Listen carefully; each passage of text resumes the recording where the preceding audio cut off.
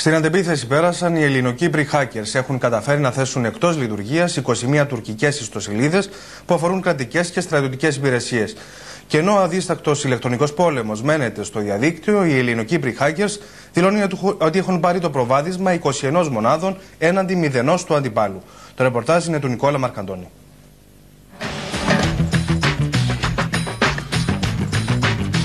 Μετά τον ύπουλο και αδυσόπιτο πόλεμο που κήρυξαν οι Τούρκοι hackers κατά των ιστοσελίδων κυπριακών επιχειρήσεων, οι Ελληνοκύπροι hackers πέρασαν δρυμύτεροι στην αντεπίθεση και καταστρέφουν κυβερνητικά και στρατιωτικά συστήματα υπολογιστών στην Τουρκία.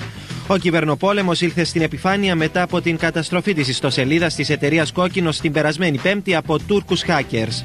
Ανέκαθεν υπήρχε αυτός ο πόλεμος. Σημασία είναι ότι η αφορμή έπρεπε να υπάρξει. Νομίζω ότι η καταστροφή της μιας ιστοσελίδας μιας επιχείρησης που βρισκόταν σε έναν υπολογιστή κάτω στην Αμερική μπορεί να είναι η αφορμή για να υπάρξει αυτός ο πόλεμος.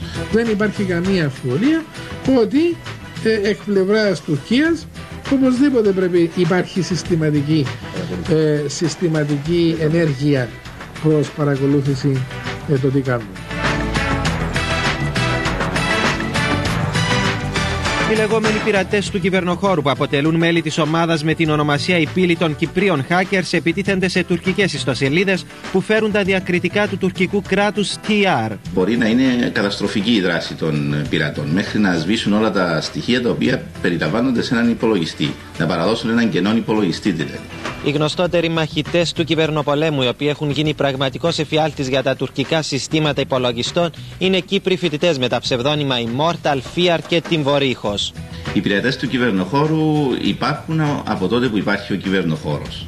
Μέχρι στιγμής οι Ελληνοκύπροι έχουν καταφέρει να θέσουν εκτός λειτουργίας 21 ιστοσελίδες που ανήκουν σε τουρκικές στρατιωτικές, κρατικές και ακαδημαϊκές υπηρεσίες. Κάτι που, όπως ήδη δηλώνουν, στην ιστοσελίδα τους δίνει προβάδισμα 21 βαθμών έναντι 0 του αντιπάλου.